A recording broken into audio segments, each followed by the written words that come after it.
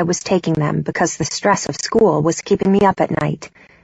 I don't know whether she believed me or not, but it really doesn't matter, since our relationship seems to be drifting further apart.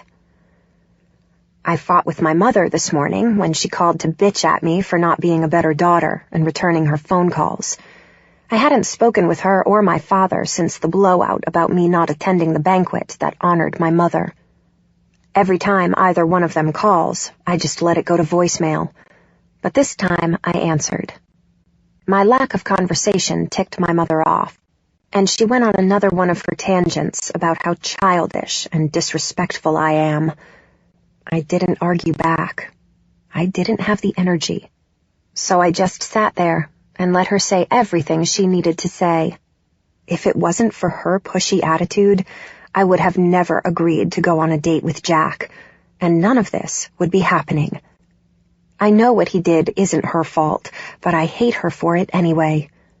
So when she finished lecturing me on her expectations, I simply disconnected the call without saying anything. 6 weeks later. Yesterday was a horrible day.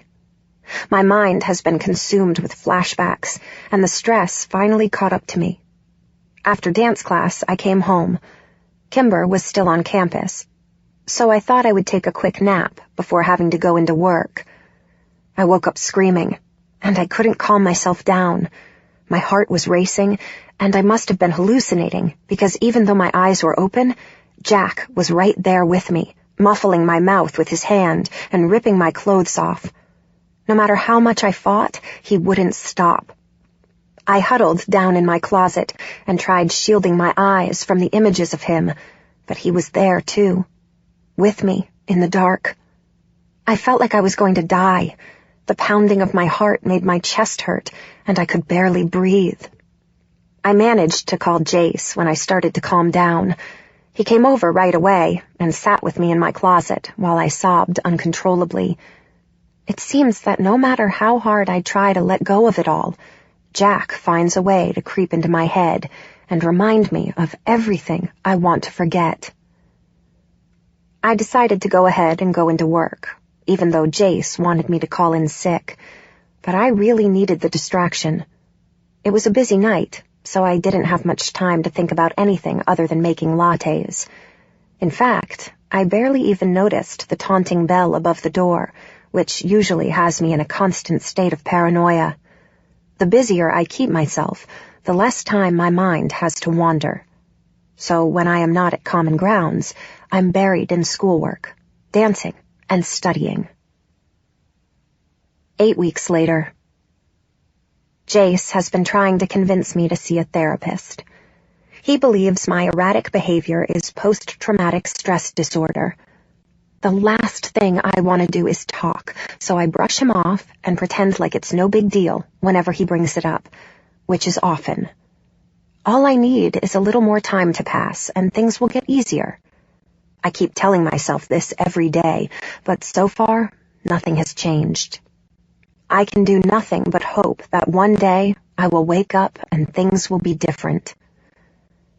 Ms. Emerson told me to report to her office this afternoon at 3 o'clock. I have never been to her office before. I hadn't even been singled out in class like I have been lately. She's constantly barking at me in class, telling me to feel more. I can only imagine that this meeting will be more of the same. When I pull up to the studio, I take a deep, calming breath before getting out of the car. Feeling nervous as I walk into the building, I head down the hallway to all the instructors' offices. When I reach her closed door, I take a few moments before lightly knocking on the door. "Come in," she says loudly, and I slowly open the door and peek my head in. "Miss Parker, please, have a seat," she says as she motions to the large leather chair with weathered nailheads. Sliding my purse off my shoulder, I plop it on the floor next to the chair before sitting down. I look at Ms. Emerson as she folds her hands together on top of her desk and clears her throat. "Ms. Parker." "Candace?" "Please, call me Candace," I answer as I fidget with my watch. I can't help but notice a decline in your performance lately, and it's beginning to concern me. Oh. I've never had to worry about you in the past, and frankly, I never thought I would be needing to have this conversation with you, but... She backs her chair away from her desk, stands up, and walks around, leaning against the desk as she now stands directly in front of me. Is there something going on? Something that has caused this sudden shift with your dancing? Her voice softens when she questions me. I'm surprised by her tone of empathy. Shaking my head, I say, no, I'm not sure what's causing this struggle. Only I do. And the knowing causes me to swallow back hard and fight to keep the tears from pooling in my eyes. When I look at Ms. Emerson, I see the concern, an emotion I thought she couldn't possibly possess. My body betrays my act of strength when I feel my chin start to tremble as the emotions build inside my tightening chest. Slightly tilting her head to the side, she pushes, "You sure?" There is no way I can speak right now, so I simply nod my head. She pushes herself off the desk and sits down next to me in the matching leather chair. Shifting her body to face me, she continues, "Dancers like you don't often walk through these doors. When I first saw you 3 years ago, I knew I was seeing something special. You are destined to have a successful career, and I've never had to worry about you. You breathe this." Hearing her words, I lose my composure and let the tears escape. "But it's almost November, and your time here is limited. Whatever this is, we need to fix it. I see perfection, but I no longer feel the passion in you. I feel emptiness." Agreeing with her last statement, I nod my head and say, "I'm sorry. I don't know what to do to fix this." She reaches over and covers my hand with hers. "Whatever is making you shut down, allow it to come to life inside of you." Her words are my greatest fear. Would she be telling me this if she knew? I know I have to find another way. I have to. I believe in you, Candace. I wouldn't have called you in today if I didn't. I am taken back by her candidness, and I know she isn't saying this for my sake. She means it. Wiping my tear-stained cheeks, I say, "Thank you." She stands up, and I lean down to grab my purse before doing the same. As she walks back behind her desk, I make my way to the door. Holding the door handle in my hand, I turn over my shoulder and assure her, "I'll fix this." "I know you will," she replies as she sits down. Chapter 11. Wrapping my plush black scarf around my neck, I head out the front door into the brisk and rainy October evening. It's Halloween, and everyone at work wanted the night off to go to various parties, so I volunteered to work. Roxy will be there for a little bit, but I will be working most of the night and closing by myself. It should be pretty slow, with it being a Wednesday, and also a party night. Most people will be opting to drink liquor rather than coffee. When I arrive, Roxy and her boyfriend, Jared, are the only ones in the shop. Sporting her new flame-red hair, she looks up and says, "Hey, Candace, how was your day?" Shaking off my wet jacket, I say, "Busy. I've been trying to choreograph that solo I told you about." I shrug off my coat and scarf and hang them on the coat rack by the front doors. "Hey, Jared," I say as I approach the counter. "Haven't seen you in a while, girl," he says. "Yeah, I've been keeping busy with school." Eyeing my backpack, he says, "I see." I sling my backpack off my shoulder and drop it on the floor behind the counter. I figured it'd be dead tonight, so I thought I could get some reading done for my classes. Roxy walks up to me, leaning against the counter, and asks softly, You sure you're gonna be okay here by yourself? Roxy, I've worked alone before. No biggie. Yeah, but... Interrupting her, I repeat, no biggie, Rox. Giving a slight nod and looking her in the eyes. I know exactly what she's thinking, but I just want her to drop it. We both realize I haven't worked alone since she's been noticing my strange behavior these past couple months. She knows something is up, but I tend to cut her off every time she starts to insinuate concern. I walk over to the espresso machine and begin making myself a double-shot latte. It was nice seeing you, Candace. Jared shouts over to me while I'm grinding the coffee beans. You heading out already? I ask. Yeah, I gotta run. He turns to Roxy and asks, I'll see you in an hour? Yep, meet you at your place, she replies before kissing him. I turn around, not wanting to look at how happy they are, and focus on steaming the milk. I add a pump of vanilla flavoring and quickly wipe down the counter before turning back around. When I do, Jared is walking out. Leaning against the counter, I blow on my hot drink before taking a slow sip. Roxy is staring at me, and I can read her thoughts clearly. I know she doesn't want me here alone, and she is worried. Before she can say a word, I try to place the focus on her, not me. So, what are the two of you doing tonight? I ask. A friend of ours is in a band, and they are playing a show at the Crocodile. That's a huge gig, I say excitedly. Roxy and I start talking about her friend's band, and before I know it, she's grabbing her things and getting ready to leave.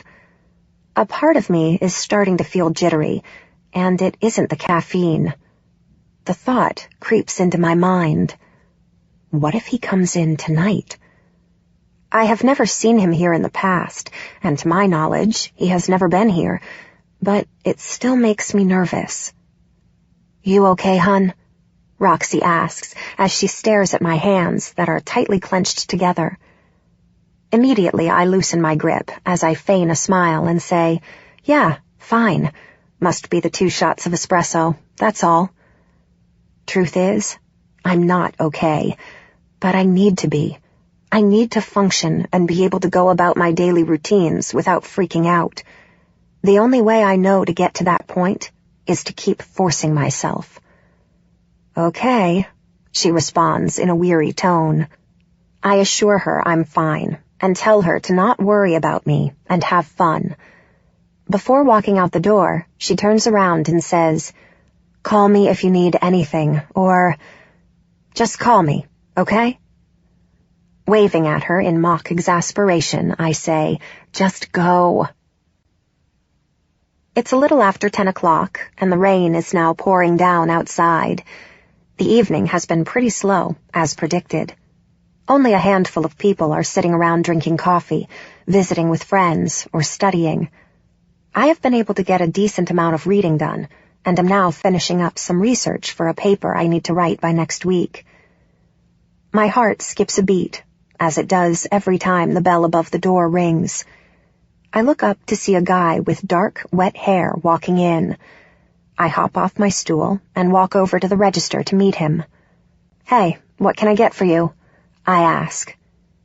Looking at the drink list on the wall behind me, he says, just a 20 coffee, black.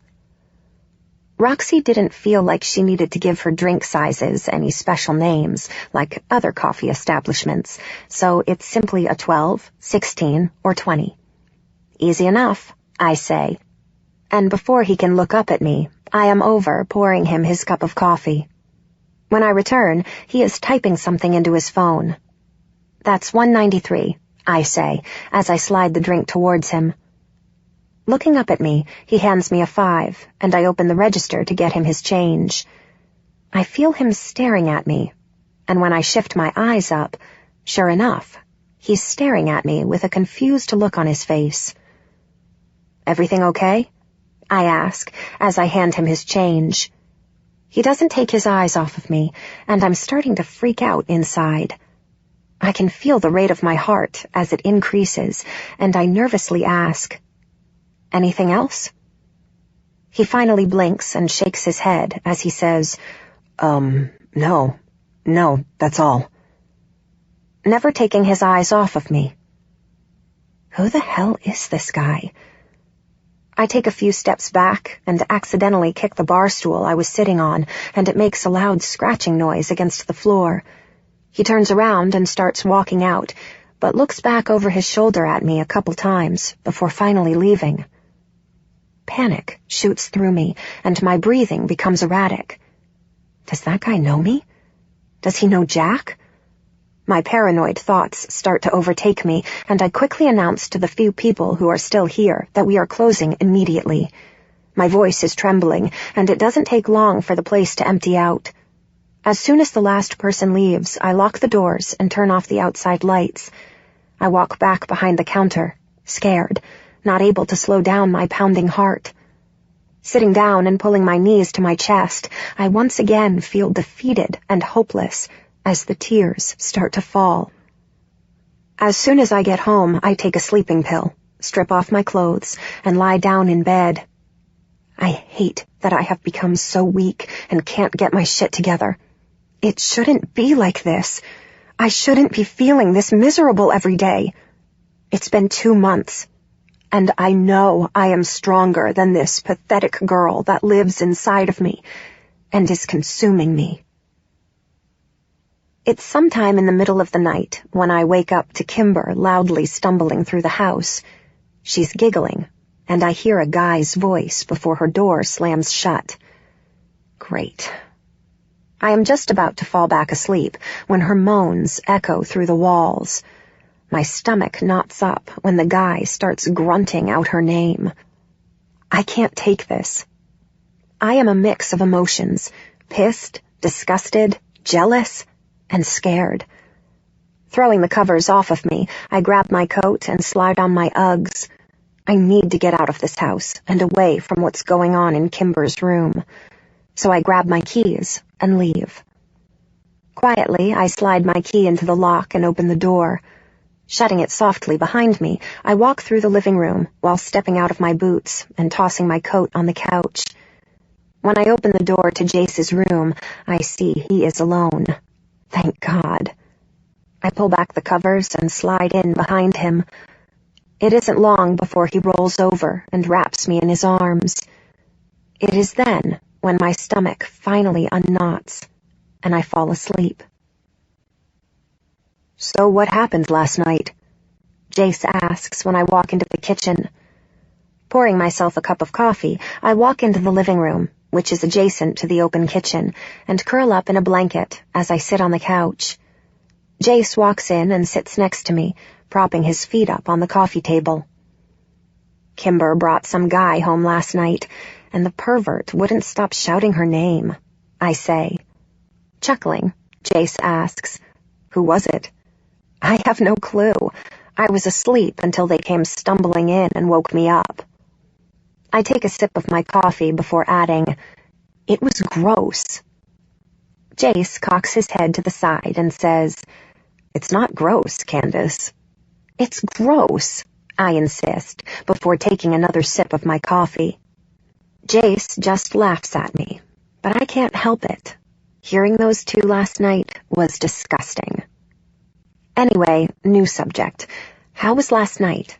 I ask. Ever since Mark's band played at Blur, they have become somewhat of regulars and played another gig there last night. It was fun. You really should have come with us. I told you I had to work, I say. No, you volunteered to work, he responds and gives me a smirk.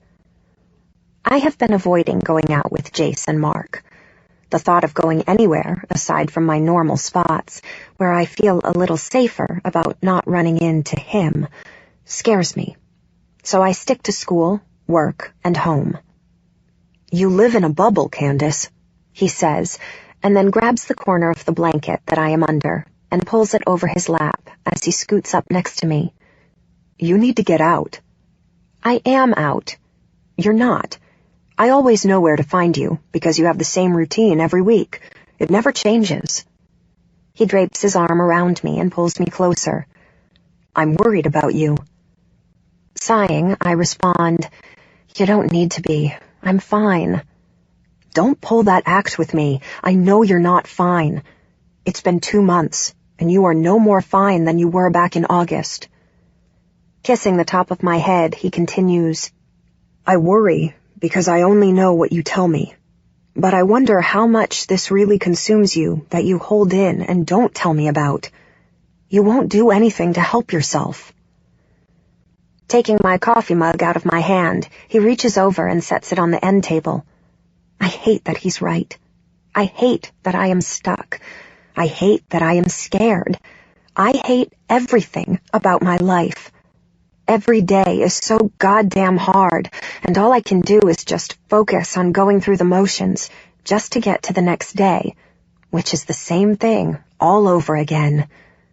But it's all a facade. Truth is, I'm drowning. I'm constantly scared. I confess to Jace, and his arms tighten around me. I'm scared I'm going to see him. And I know this sounds absolutely crazy, but most days, I stop in my thought, my almost confession, which might make Jace drag me straight to a therapist if I tell him. So I lay my head on his chest and take a deep breath when he says, "You can tell me." I feel like I'm going to die. The place is packed when I walk into work Saturday morning. Brandon and I are busy trying to keep up with the drink orders while Roxy deals with the customers. Brandon and I hardly ever work together because our schedules at school are opposite of each other. He's on a soccer scholarship and is a year behind me. He is laughing about something when I accidentally knock the iced mocha I just made all over me. Crap! I grab a towel and start wiping the sticky drink off my arms and hands. Brandon is laughing at me, and I shoot him a mock go-to-hell look. "Go clean up. I'll take care of this," he tells me, and I holler to Roxy that I'll be right back. Luckily, most of the drink spilled on my apron. I wash my arms in the sink and wipe down one of the chocolatey brown spots on my top. When I walk back out, the line is down to only 2 people. Roxy decides to move off the register and make drinks, so I take her place. I look up to take the last customer in line, and there he is, the guy from the other night. Only this time, I'm the one staring and not speaking. "You okay?" he asks, and I snap out of my daze. "What can I get for you?" I ask. He looks at me intently, which makes me nervous, and orders the same drink that he had a few days ago. I turn around and walk over to pour his cup of coffee, when Roxy sides up next to me and whispers, "Who's that guy?" I don't know. Why? "Well, he's hot, and he can't seem to take his eyes off of you." I peek at him over my shoulder and catch him staring. Turning back to his coffee, I snap the lid on and whisper, "He's creepy." Roxy laughs, and I walk back over to the register. $1.93, I say, as I hand him his drink. When I give him his change, in a moment of bravery, I ask, "Do I know you or something?" "I don't think so. Why?" I notice his striking eyes. They are almost clear, with a slight hint of blue. I don't think I have ever seen eyes that color before. Shaking my head, I say, "You stare." "What was that, Candace? You stare?" "I'm sorry. That was rude of me." I quickly apologize. Not acknowledging my apology, he asks, "You go to school here?" "Yeah." Taking a step back from the counter, he thanks me for the coffee and leaves. I don't know what to make of the exchange we just had, but decide not to give it any more thought. "What did he say?" Roxy asks. "Nothing, really. Just thanked me for the coffee," I say, as I walk over to Brandon and help him finish wiping down the counters. When I get home and pull into the driveway, I notice a red Jeep in front of the house. Walking in, I expect to see Kimber, but she must be in her room. I grab a bottle of water and an apple from the fridge, and when I start heading to my room, Kimber is walking out of hers and shutting the door behind her. "Hey," she says when she turns around and sees me. "Whose car is out front?" I ask. "Oh, that's Seth's car." She says this as if I should know who Seth is. I give her a confused look when she clarifies, "The guy I've been seeing?" Nodding my head, I softly say, "Oh," when she walks off. I turn around and walk into my room, closing the door behind me. How could I not know she's dating someone? Sadness washes over me at the realization that Kimber and I are hardly friends anymore. She has a boyfriend, and I had no clue. I just figured that guy she brought home with her the other night was a one-night stand. I never thought I would drift so far from my best friend. How can we live in the same house and not know each other at all? What's worse, this is all my fault. Chapter 12. The night is cold and misty, and Mark and I are sitting by the fire pit in my backyard, roasting marshmallows while we wait for Jace to come over. I am curled up in a blanket as we sit and eat our sugary treat and share a bottle of red wine. "Where's Kimber?" Mark asks as he stabs another marshmallow onto his skewer. Looking over at him, the only light coming from the glow of the fire, I say, "At Seth's, probably. She spends most nights over at his place, so I've been here alone for the most part." "Does that bother you?" "Not really.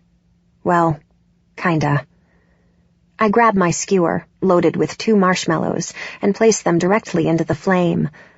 I watch the glow of the fire brighten as my marshmallows ignite into a mini fireball. Pulling them out of the yellow, crackling blaze, I blow out the flame on my now scorched confection. "That's disgusting," he says, while eyeing my bubbly, charred marshmallow. Sliding off the burnt shell and leaving the remainder of the uncooked marshmallow on the skewer, I shove it in my mouth and crunch down. "It's fabulous," I jokingly say with my mouth full. Mark laughs and shakes his head at me. "So?" he questions, still wanting a confirmation to his previous question. I shove the remainder of the marshmallows that are left on my skewer back into the blaze to repeat the process. I mean, I like that I don't have to feel awkward when she's around, but at the same time, it makes me sad that she's not around and that we hardly speak. Eating the last of my marshmallows, I lay the skewer down and continue. It hurts. Kimber has never been serious with a guy, and now she has a boyfriend I know nothing about. She seems really happy, and I wish I was a part of it. "So why don't you just talk to her?" "Because she knows I'm hiding something and lying to her. She told me that she doesn't want to be friends with someone who can't be honest." Shrugging my shoulders, I take another sip of wine and tighten the blanket around me. "Maybe you should—" Mark is cut off when the door opens and Jace comes outside to join us. "Hey guys," he says as he walks over and kisses Mark, then turns to me and kisses my cheek. "What are you guys doing out here? It's cold." Mark holds up the half-eaten bag of marshmallows and says, "I'm fattening up your rail-thin girl over there." He eyes me with a smirk and winks. "Good luck, fatty," I respond playfully. Jace sits opposite me and starts. "So, I want you to come out with Mark and I Saturday night." "Jace," I say as I slowly shake my head. "I don't go out. I never go out." "It'll be low-key, promise. Spines is closing early to have a private concert, and I was able to snag 3 tickets for us." "You want me to go to a concert?" "Candace, seriously? It's at a book and music store. It's a private show. But forget about that. You won't turn me down when I tell you who's playing," he says as his smile grows. He reaches in his back pants pocket and pulls out a ticket. He hands me the solid black ticket with 2 white X's on it. "Are you serious?" I ask as I snatch the ticket from him. How did you get these? A friend of Mark's, he says. Who? Mark asks. Ryan. I ran into him at the gym earlier today. We got to talking about music, and he mentioned the show. When I told him my best friend is a huge fan of the XX, he gave me a few extra tickets that he wasn't using. Looking at Jace, I ask, Who's Ryan? Mark answers for him and says, He owns the bar that my band has been playing at.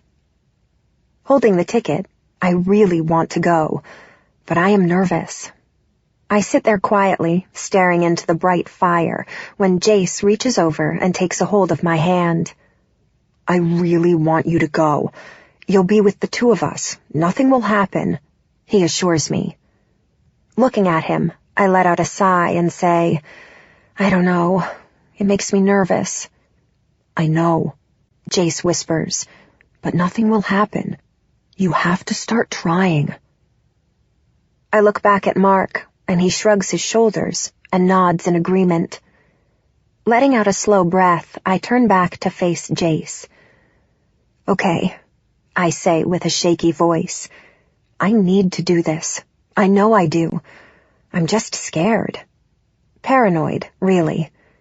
I tell myself every day that I need to function, so I will push down the fear that is already rising inside of me, and try. Sitting back, Jace quietly says, Thank you. I stare at the black and white ticket that lies on my desk. Every time I walk past it, I try and reassure myself that I can do this. Jace and Mark will be picking me up shortly. I walk into my closet to find something to wear. Looking around, I decide on simplicity. Jeans, a long-sleeved white V-neck shirt, brown knee-high boots, and my brown crew-collar leather jacket. I hear the guys when they come inside the house and shout, I'll be out in a sec. I'm just finishing straightening my hair. Taking a huge gulp of the wine I've been sipping, I look at myself in the mirror. My eyes look a little glassy, but I'm not surprised. I've been drinking since I got home from work a little bit ago, hoping the alcohol will help calm my nerves. I turn off my hair straightener, grab my cell, and slide it in my pocket along with my ID and credit card, and I walk through the house to the living room where the guys are. You look great, Jace says with a smile. You ready? I nod my head, grab my leopard scarf that is lying on the couch, and tie it around my neck before walking outside. I don't say much on the drive. I just listen to Mark and Jace talk about school and football. When we arrive at Spine's, a trendy book and music store, I begin to panic when I see all the cars.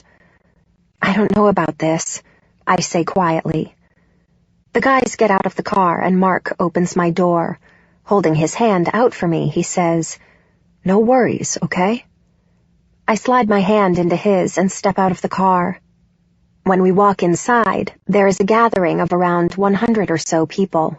There is a bar set off to the side that is serving drinks, with tables and chairs scattered about. The lights are set low, and there are candles everywhere. I stay with Mark, still holding his hand tightly, as Jace goes to the bar to get us drinks. Mark and I browse through the section of vinyl records. Flipping through them and admiring the artwork on the old cardboard cases, I am starting to feel a little more at ease. Jace finds us and hands Mark and I each a bottle of beer. Come on, they're about to start playing, Jace says. We walk over and decide to stand next to another group of people by a low shelf of books. I set my beer down and lean my elbows on the bookcase as Jace and Mark stand on either side of me. I watch as the band takes the small stage that has been set up for them and starts getting their equipment ready. I have loved the XX for years, but have never seen them live before. The strum of a guitar fills the dark room as they ease into their song, Infinity. Listening to the slow, soothing sounds, I lean into Jace, a nonverbal thank you. He wraps his arm around me and pulls me in closer, and I know exactly what he is telling me with his actions. After a few songs, I am ready for another drink. I go with Jace to the bar to get another round for the three of us. When we walk back, I see Mark talking to some guy who has his back to me. When we approach, the guy he is talking to turns around, and I nearly choke on the beer that I just took a sip of. He looks shocked to see me as he stares at me with his clear blue eyes. He doesn't say anything to me, so I decide to speak up. "You again." "You two know each other?" Mark asks. "Not really," he responds as he blinks his gaze away from me. I look at Mark and add, "He's come into Common Grounds a couple times to get coffee.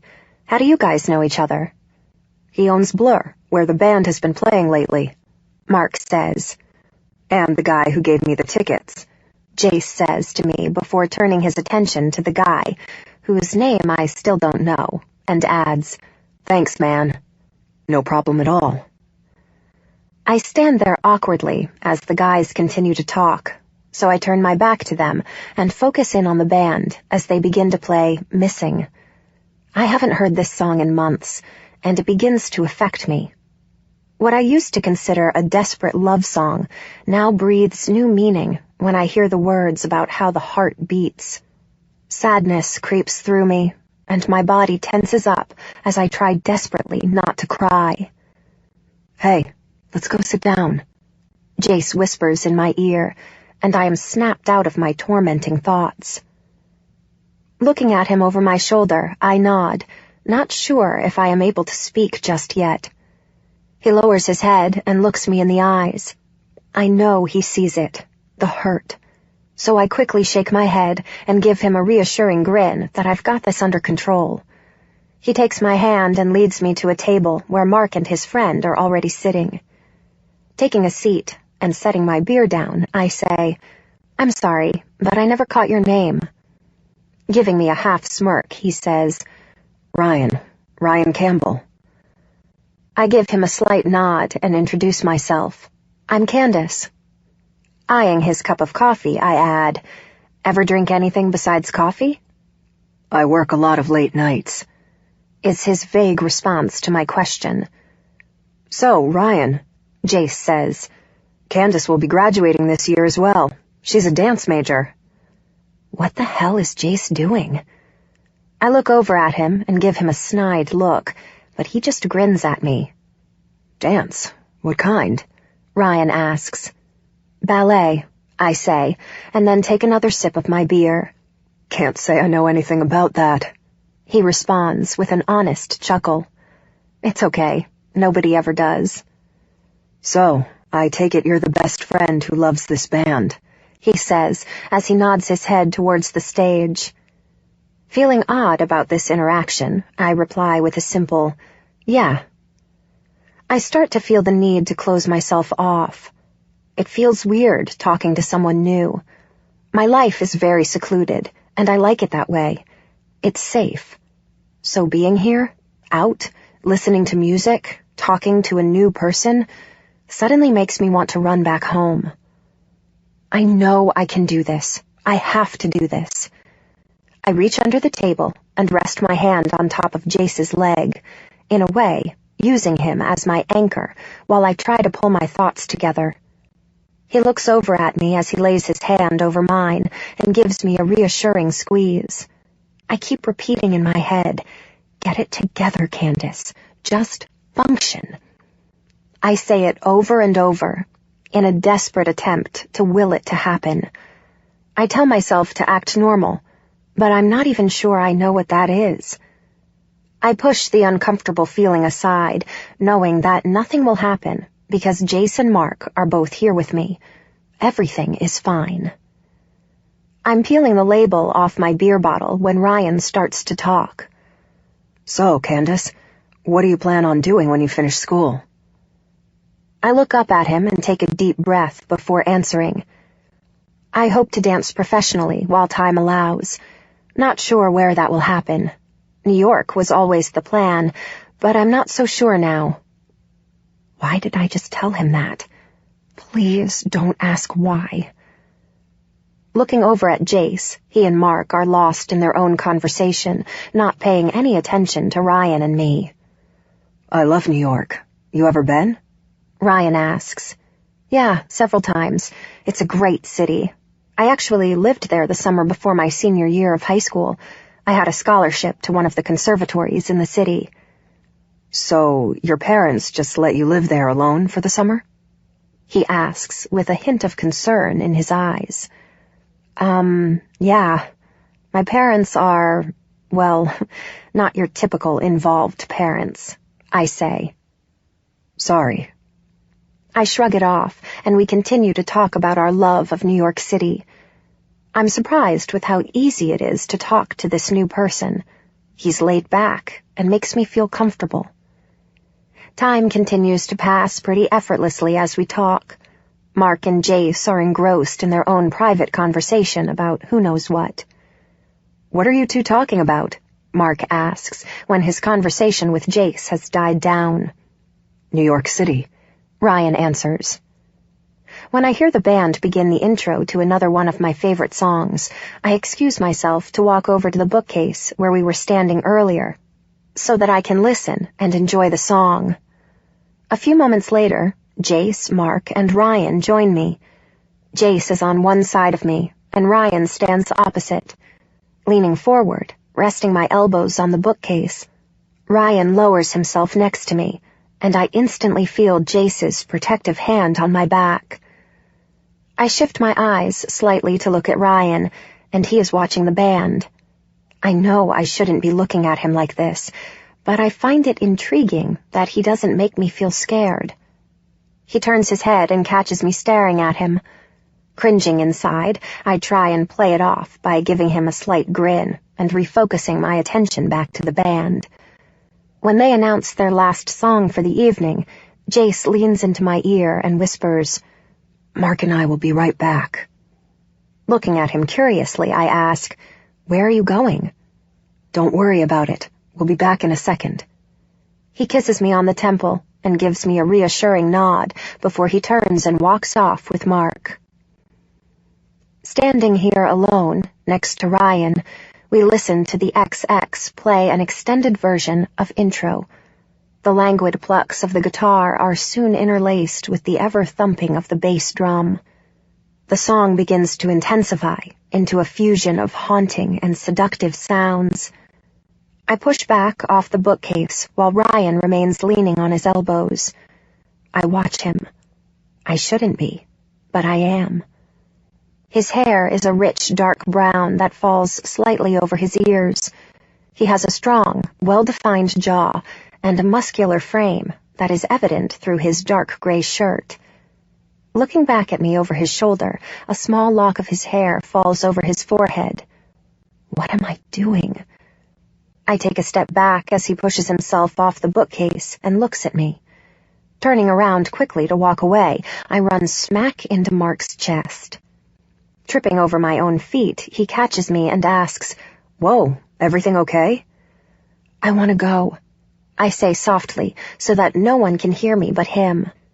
Clutching both of my arms, he looks back at Jace and gives him a nod. When Jace walks over, he asks, You ready to go? Hey man, it was good seeing you. We'll catch up later this week, Mark says to Ryan. I turn around as Ryan approaches Mark, and they give each other a tight handshake as Mark slaps Ryan on the side of his shoulder. Catch you later, Ryan says, before holding his hand out to me. I'm glad I ran into you again, he says. Sliding my hand into his, I say with a slight hesitation, Yeah, it was nice. As Jace and Ryan say their goodbyes, I walk out into the drizzly, cold night and take a deep breath. Jace walks out, hands me my coat, and I shrug it on before getting into the car. What was that all about? Jace asks me. Leaning my head against the window, I quip, You tell me. Where the hell did you two run off to? Turning around in his seat, he adds, Just thought you two should talk without Mark and I around. Why? Just got that feeling. You two kept staring at each other with that look. Sitting up, I ask, And what look would that be? Candace, the guy is hot. You know what look he's talking about. Mark adds as he drives back to my house. Doesn't matter, I say as I lie back against the seat. What do you mean it doesn't matter? Jace asks. I shake my head and stare out the rain-covered window. Candace? It just doesn't matter, Jace. It's wrong. It's not wrong for you to find someone attractive. Turning my head to look at him, I say, yes, it is. I feel the car slow down and can see that Mark is pulling into a random parking lot. He turns the car off, steps out, and opens my door. Sliding in next to me, he shuts the door behind him. Stop punishing yourself. I open my mouth to speak, but he immediately cuts me off and repeats slowly, Stop punishing yourself. Facing me, Jace adds, Nobody says that you can't enjoy life. You can. You should. You just won't allow yourself. How can I feel like that after what happened? It feels wrong. It's not wrong, Mark says. You need to let yourself feel happiness and not run away from every good feeling that comes over you. It doesn't feel right. Why? Jace asks. Because it makes me feel cheap, dirty. My stomach is in knots talking about this. I don't want to be talking about this. I never want to talk about this. Mark places his hands on my shoulders and looks me straight in the eyes. You aren't either of those things, not even close. What happened doesn't make you cheap or dirty or whatever else you're thinking. It happened, and you have been punishing yourself ever since. Candace, Jace adds, he's right. You can't keep doing this to yourself. You can't keep taking this wound and ripping it further open beyond repair. You have to try and leave it be, and allow it to heal. I don't know, I say. I'm proud of you, Jace says. I honestly didn't think you would come out with us tonight. Thought you might back out. He smiles at me, and I lean forward between the seats to hug him. I'm glad I came, I say as I sit back. Mark takes my hand, kisses it, and says, Think about what we said. Nodding my head, I say, Okay. Mark hops out, gets back behind the wheel, and drives me home. When he pulls up to the front of my house, Jace asks, You want us to stay over? I'm fine, Jace. Thanks again, guys. I give them both a kiss and step out of the car. When I walk inside, Kimber is gone. I go to my room, strip off my clothes, throw on a pair of pajama pants and a cami, and take a sleeping pill before climbing into bed. Chapter 13. I hate you! Roxy shouts, a few octaves above normal, while she teasingly shoves my shoulder. I love that band! How did you even get tickets? Jace got the tickets from one of his friends, I say, as I shrug my shoulders, as if it was no big deal that I got to see the XX in a private concert last weekend. Man, I need to meet this friend so that I can score some tickets too. Looking up at her while I'm refilling the coffee beans in the grinder, I say, You have met him. Well, you've seen him. Who? Securing the burlap bag with the remaining beans, I tell her, That guy that came in the other day, the one you said was hot. Giving my shoulder another playful shove, she says, You're kidding. Nope. I huff out as I carry the heavy bag into the back stockroom. When I walk back out, Roxy is standing there staring at me with her hands on her hips and an evil grin on her face. I roll my eyes when I walk past her and continue cleaning up before my shift ends in a few minutes. I can feel her stare when I finally turn around and snap, What? That's it? Yes, that's it. I turn back around and continue wiping down the machines. Roxy sidles up next to me, leaning her hip against the counter with her arms crossed in front of her. Was he there? Yes, Rox, he was there, I say as I continue to busy myself with cleaning. You're driving me crazy here. Talk to me, girl. Turning around, I say matter-of-factly, there is nothing to tell. We went out, ran into him at Spine's, had a drink. There is no crazy story to tell. I start untying my apron when I notice Roxy eyeing me with a strange look on her face. Really? No story to tell, she says as she tilts her head toward the entrance. I look up to see Ryan walking through the shop, heading to the counter. What is he doing here? Looking at Roxy, I shake my head at her as I make my way over to him. You're gonna get an ulcer, I jokingly say, even though I'm a ball of nerves on the inside. He lets out a soft chuckle as he says, I didn't come for coffee. I look at him with slight confusion when he lifts his hand, which is holding my leopard scarf, the scarf I was wearing last weekend that I thought I'd lost. Oh, I say as I reach out and take it. I thought I had lost this. Thank you. No, you left it on the table, but you rushed out so fast, I didn't have a chance to catch you. Looking down, embarrassed about my sudden exit that night, I quietly say, sorry. No need to apologize. With my apron still clutched in my one hand, I lay it on the counter and start backing away when he asks, Are you taking a break? No, my shift is over. Perfect timing, he says with a grin. Want to have a quick drink? Before I can decline, Roxy butts in and answers for me. She'd love to. Actually, I don't finish my sentence because I can't think of an excuse fast enough, and I am totally busted. Letting a slow breath out of my nose, I reluctantly agree. Sure, let me go grab my bag. When I walk into the back room to get my purse, I'm feeling very uneasy. Heading back out, Ryan is sitting down at one of the tables by the front window. I walk over and sit down. He already has a drink for me, and as I eye it, he says, Your coworker said you like hot tea.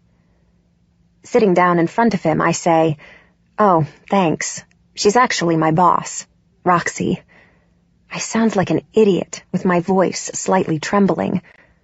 I pick up the tea and take a long drink, focusing on the hot, floral-infused liquid as it slowly heats my chest. The rain is pouring down outside, and I watch the raindrops as they trickle and twitch down the foggy glass window.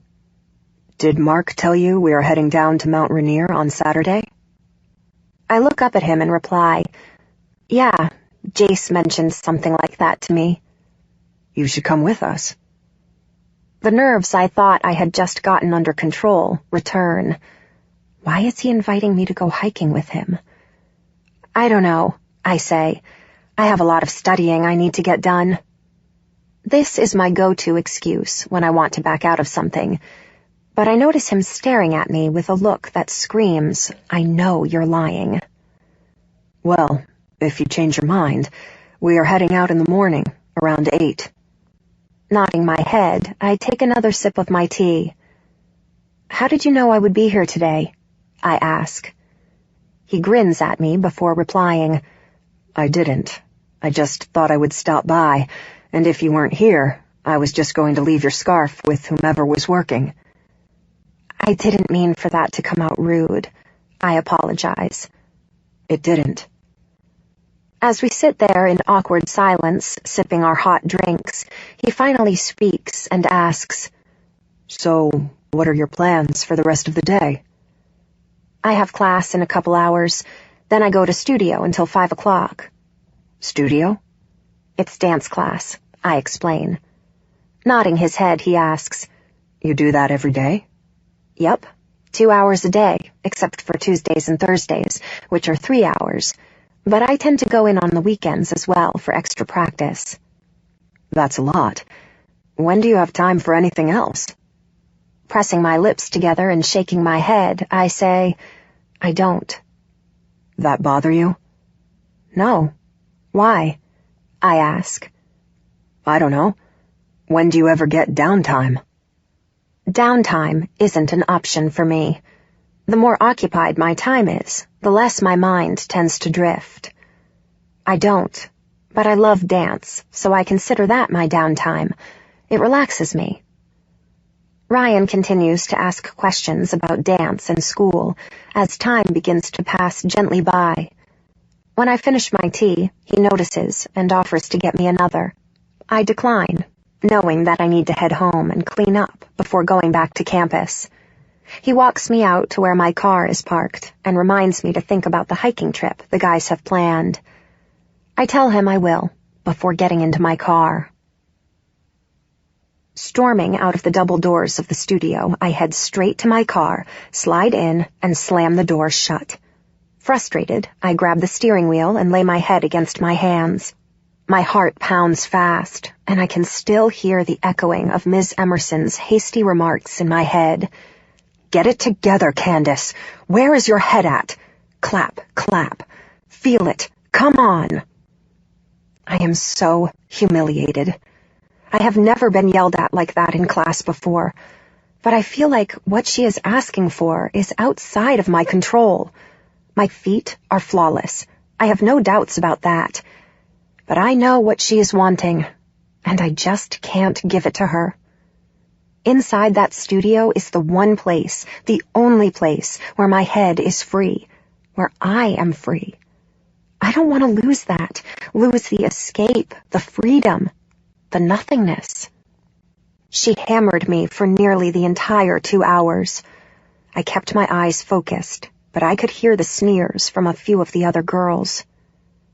As I'm driving home, my phone rings from inside my dance bag. Digging through it, I grab my cell and look at the screen that reads, "Mom calling." Ugh. I decline the call and let it go to voicemail, then toss it back into my bag. That woman is the last person I want to talk to right now. Who am I kidding? She is the last person I want to talk to most of the time. I haven't spoken with either one of my parents in over a month. Thanksgiving is a week away, and I'm certain that's why she's calling me. I'm dreading having to go home and spend time with them.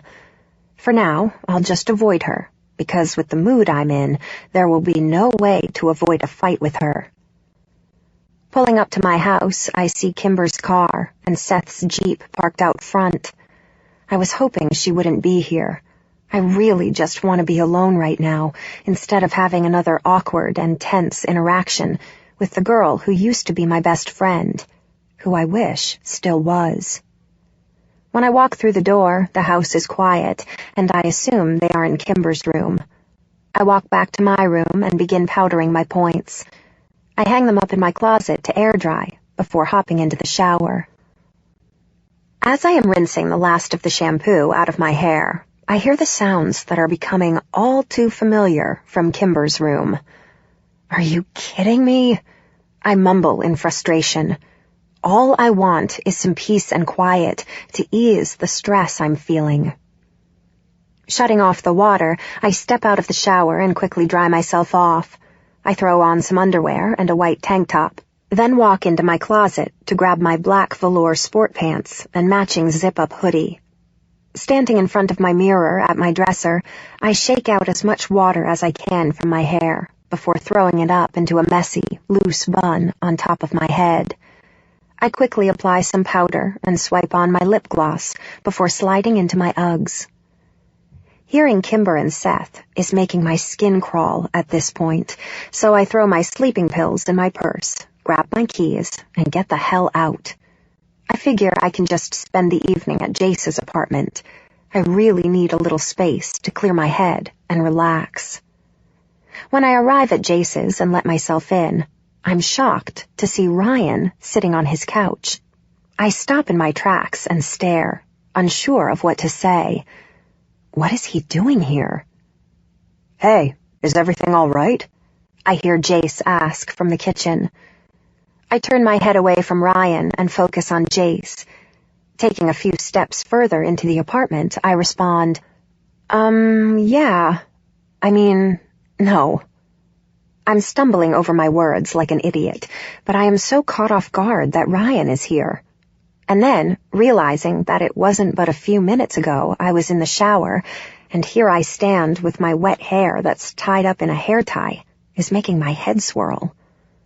Jace walks around the bar with a couple bottles of beer and heads over to the couch to hand one to Ryan. "What's that mean?" he asks. "Nothing. Never mind." I let out a deep sigh and walk over to take a seat in the oversized chair that is next to the couch. I flop down and lean my head back. "I didn't know you would have company, or I would have called or something." Laughing, Jace says, "Candace, I gave you a key so you wouldn't have to call. You can come over whenever." "You okay?" Ryan asks me. I turn my head to look at him, then back at Jace, whom I know is wondering the same thing. "I don't want to talk about it," I say as I shift my eyes to the TV, which is playing SportsCenter. "Where's Mark?" I ask as I continue to zone out on the football highlights that are currently playing. "He's finishing up rehearsals with the band. He should be here shortly. Then we are heading out to Malone's to shoot some pool and chill," Jace says. His cell begins to ring, and when he answers it, he grabs his jacket and excuses himself to the balcony. "So, I take it the rest of your day didn't go well?" Ryan asks. Looking over at him, I say, "Not exactly." Even though I was extremely uncomfortable the other night at Spine's, I'm feeling a little more at ease after hanging out with him this afternoon at work. "Don't want to talk about it?" I shake my head and turn my attention back to the TV when Jace walks back in. "Who was that?" I ask. "Just Mark. He's heading over now." "Hey, did you get a chance to think about Saturday?" Ryan asks. When I look over at him, he is taking a sip of his beer. "Saturday?" Jace questions. "Yeah, I asked her to come with us." I wish he wouldn't have brought this up, because I know Jace will hound me until I say yes. He is on a mission to get me out more. "Oh yeah? You coming?" Jace asks me. Eyeing him, I say, "I have a lot of studying to do before finals." "Please, we both know you are way ahead in all your classes," Jace says. "You should come. We are hiking up to the Tolmie Peak lookout." Not wanting to argue with Jace in front of Ryan and make him wonder why I am so antisocial, I appease him with a simple, "Fine." When I look up at Jace, he has a big grin across his face, and I shake my head at him. Honestly, I don't really feel uneasy about going hiking. It's November, so there more than likely won't be too many people there, and it's not that often that I go to Mount Rainier. I went over the summer to go running a few times. I have never hiked to this particular lookout, but I have heard that the peak has an amazing view of the Sound. I hear my phone ring from my purse that is sitting on the floor next to me. Reaching down, I pick it up and see that it's my mother again. I hit decline, as I did when she called earlier, and toss it back in my purse. When I look up at Jace, he is giving me a questioning look, so I go ahead and answer his unspoken curiosity. My mother. By the time Mark arrives, I am ready for sleep. Having been at work this morning by 6, I'm exhausted. As the guys get ready to leave, I ask Mark, "Do you mind if I stay here tonight?" I feel like I need to ask Mark most of the time instead of Jace, because Jace will never tell me no. "Of course not. I was going to go back home anyway. Thursdays are early days for me, so it's better if I'm not here," he explains. As I nod my head, he gives me a long hug, knowing that something must be bothering me, or I'd just go back to my house. When we pull apart, I catch a glimpse of Ryan over his shoulder, and he is watching me with a curious look on his face. He's probably wondering why I have a key to Jace's place, and why I'm sleeping here tonight. I'm sure it must look weird to him, but for me, this is my normal. Chapter 14. Throwing an extra set of clothes into my bag, along with a few toiletries, I go to my closet and grab my black hiking boots. It's another chilly and misty gray day, but that is nothing new for this time of year. And it doesn't stop people from being outdoors either. The plan is to hit a few of the trails before hiking up to Tolmy Peak. Afterwards, we are going to hang out at Mark's house for pizza and beer. Today feels a little strange for me. I haven't gone out like this since this past summer, but it also feels nice, and it is keeping my mind busy and focused. I've been warming up to Ryan as well. He blends nicely with Jace, Mark, and I. Last night, Ryan ended up hanging out with us over at Jace's. We just laid low and watched a series of ridiculousness reruns on MTV. It felt nice to laugh like that. I honestly can't remember the last time I laughed so much. Last night, even if it was just for a moment, I felt a little normal, and it felt good.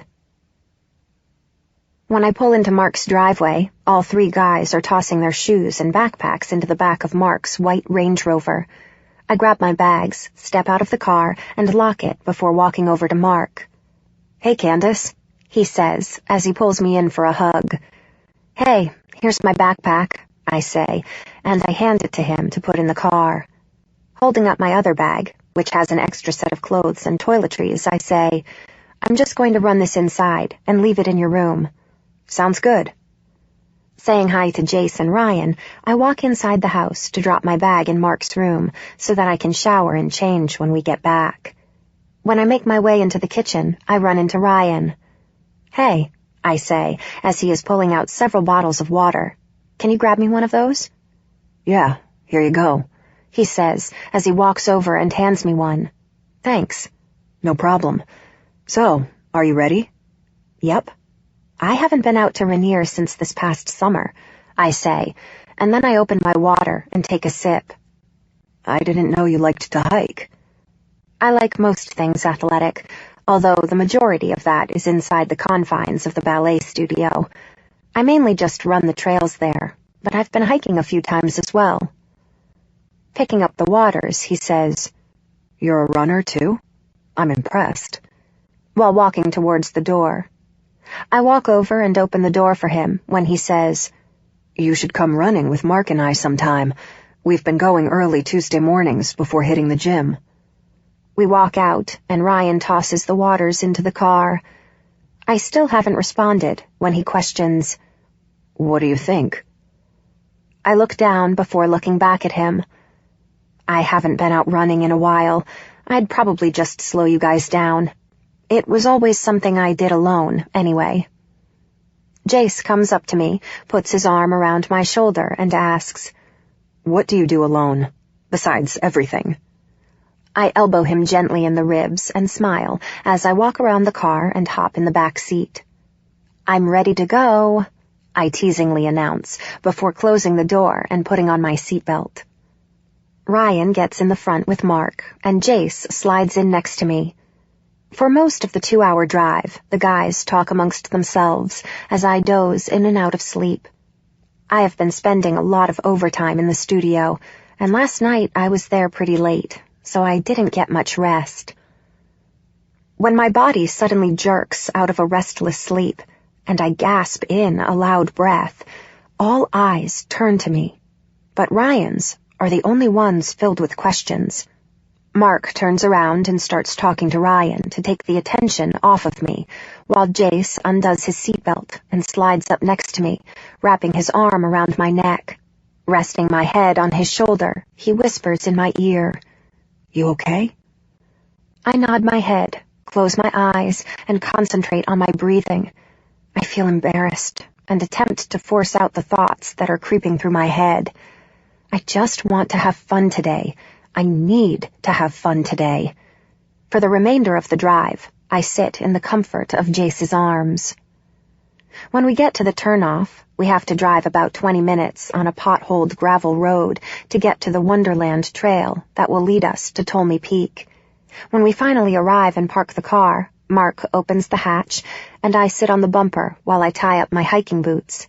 It is lightly raining, and I pop the hood on my raincoat up and over my head.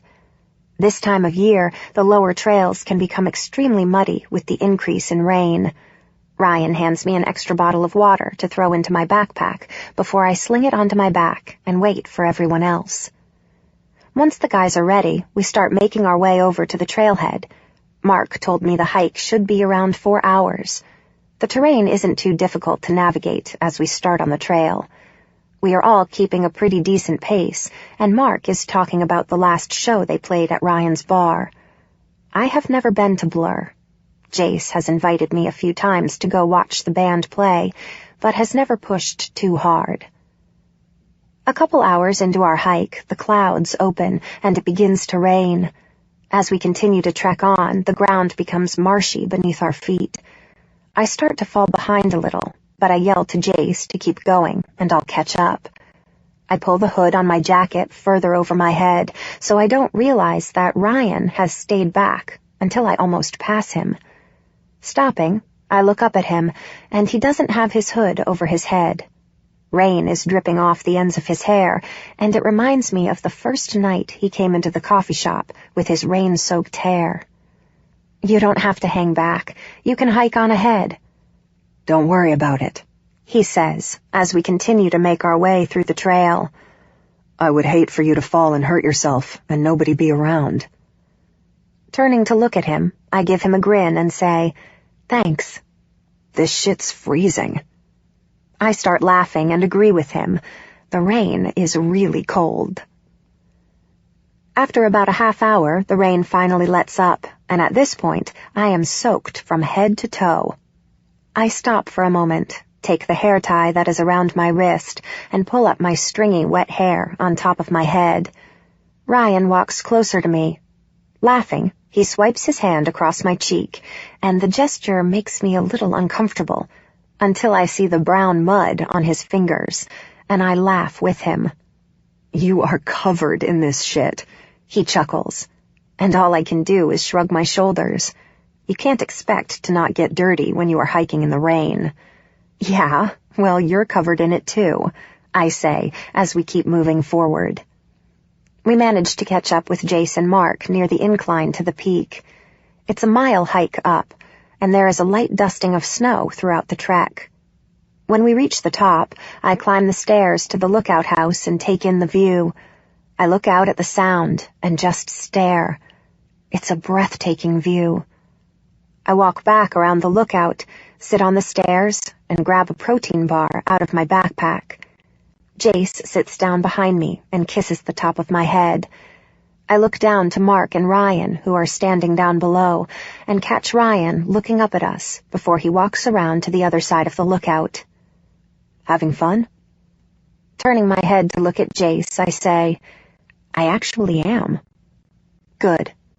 He wraps his arms around my shoulders, and I lean back into him as I eat my snack and rest. "We should start heading back," he says, after 10 minutes or so. "Okay." We walk back down the stairs and find the other two. "You guys ready to head back?" Jace asks them. Everyone agrees, and we start the trek back down after we have all taken in the spectacular views. The walk down the peak is a slippery one from all the rain earlier. It isn't long before my feet slide out from underneath me and I fall back into the mud. Crap! Reaching out both of his hands, I grab tightly onto Ryan's wrists as he pulls me out of the soggy mud. "You're a complete mess." "Yeah, I know," I say with a muddy face, and now a muddy ass. I feel absolutely disgusting. I keep a hold of Ryan's arm until we finally reach the bottom and let go. Jace and Mark are several steps in front of us, apparently lost in their own conversation, and it's not long before Ryan and I start talking about his job. "So, how did you come about owning a bar?" I ask. "Just kind of fell into it. When I graduated college, the economy was starting to decline, and I couldn't find a job. So, when I found out that the previous owner of that bar was about to shut the place down, I worked out a deal with him and was able to do a slow buyout." "You went to UW?" "Yeah, I graduated back in 2007. "So that makes you—" Laughing at me, he says, 28. "What did you study?" business finance, so it wasn't too far out of reach that I would come to own my own business. You enjoy it? I do. When I did the buyout, I changed the whole place out and created a new vibe for it. It wasn't before long that the business was taking off quicker than I expected. At this point, the staff pretty much runs the place, and I have a trustworthy manager, so my schedule is very flexible. Sounds like the perfect job. You ever been there? Looking over at him and smiling, I say, "No, I don't really ever go out." I shake my head and continue, "I'm sort of a workaholic. Jace is always nagging me about that." Well, you should stop by sometime. Yeah, maybe. He laughs and says, "You're full of shit, aren't you?" "Yeah, maybe," I say, chuckling back at him. Still laughing, he shakes his head at me as we continue the hike back. When we finally reach the car, all of us are a mess, wet and covered in mud. I grab one of the towels that is in the back of the Range Rover and attempt to clean myself off, but at this point, most of the mud has dried and is now a hard, crusty matting on my clothes and face. Not wanting to drive all the way back in these clothes, I ask Jace if he brought any extra. He tells me that Mark keeps a bag full of clean clothes in the back for when he goes to the gym. I reach in, grab his gym bag, and pull out a t-shirt and athletic pants, along with a dry pair of socks. I wouldn't think twice about changing in front of Jace, but I tell Mark and Ryan to go sit in the front so that I can change. Mark laughs at me, but gets in the car along with Ryan. I quickly strip out of my soggy clothes, and Jace hands me the clean ones. Once I am good to go, I hop into the back seat and snuggle up tightly with Jace to try and warm up. After everyone has showered and cleaned up, we all sit around the living room and tune in to the Washington versus Colorado football game. Mark throws a few logs of wood into the fireplace, and I go to get a bottle of wine from the kitchen. Mark and I have the same taste in wine, so we decide to share a bottle, while the other two drink beer. "What kind of pizza do you want, Candace?" Ryan hollers to me from the other room. While I am opening the wine, I shout back, "I don't care. I'll eat anything at this point." As I walk back in with the wine and 2 glasses, Ryan is on his cell ordering dinner, and Jace is already finishing his first beer and watching the pregame show on TV. We sit around, talking about our day, and begin planning our next hike and the other trails we want to explore. After a couple hours and way too much pizza, I lie back on the couch and laugh at Jace, who has had a few too many beers and is screaming at the TV at a penalty call. Enjoying the entertainment of his theatrics, I hear my phone ring from the kitchen. Before I can get off the couch, Jace runs in and answers it with an obnoxious slur. When I stand up, he is walking my way, holding the phone out and mouthing, "I'm sorry," to me. "Who is it?" I whisper as I take the phone from his hands, and he quietly says, "Your mother." I walk out to the back patio when I finally say, "Hi, Mom." "Jesus, Candace, I have been trying to get a hold of you for over a week. Why haven't you returned any of my calls?" "Sorry, I've been busy, and I guess a little distracted lately. Truth is, I have been purposely avoiding her calls. Thanksgiving is this Thursday, and she loves putting on a show at the country club. God knows the woman would never lift a finger in the kitchen, so for my whole life, every holiday dinner has been at the club." "Well, your father and I were wondering when you were coming home." I have a lot of schoolwork to get done, so I won't have much time." I lie. "What time are the reservations for?" "That's it? You are just going to come for dinner? We haven't seen you in 3 months." Why does she do this? She always wants me to call her and visit her, but when I do, all she does is criticize me. "Mom, I'm really pressed for time. Plus, I am not sure when I have to work." Another lie. "Well, That's just great. I had invited the Andersons over for brunch Saturday morning.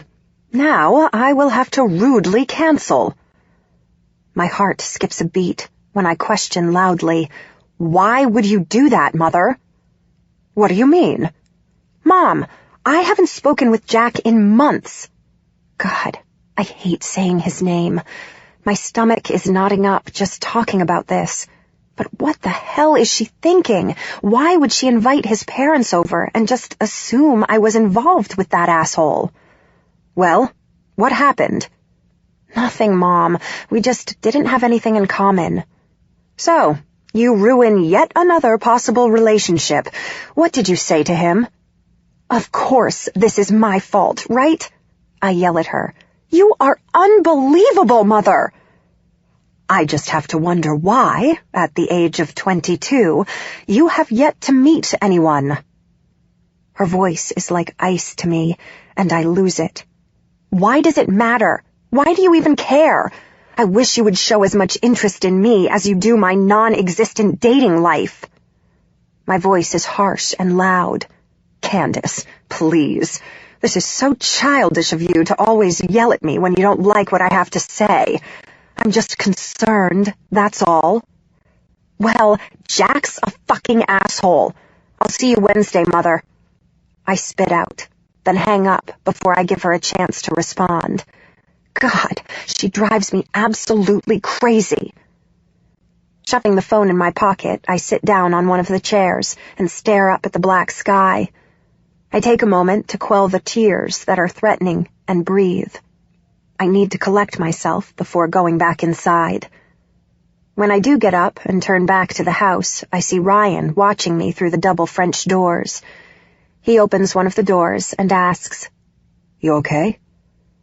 Not wanting to let this ruin my evening, I brush it off and laugh. My mother's lost her mind, that's all. "Want to talk about it?" he asks when I walk past him. Turning around to face him, I casually say, "Nothing to really talk about." Then I walk back into the living room and lie back down on the couch next to Jace. "What did she want?" he asks. "She wanted to know when I would be home for Thanksgiving." "When are you going to leave?" Mark asks. I watch Ryan walk back into the room and take a seat on the fireplace stoop. Looking back over at Mark, I say, "I told her I would be there Wednesday night. I'll probably leave Saturday morning." Turning my head to Jace, I ask, "When are you guys heading out?" "Our flight leaves around noon on Tuesday," he says. Mark is taking Jace home with him to meet his parents in Ohio. Jace has been nervous about meeting Mark's parents, but I know it'll be fine. From what Mark has told us, his family is more than accepting of his sexuality. I am so happy that Mark and Jace were able to work everything out between them, because they are so happy together. "When do you guys get back?" "Late Sunday afternoon." I roll onto my side and ask Ryan what his plans are for Thanksgiving.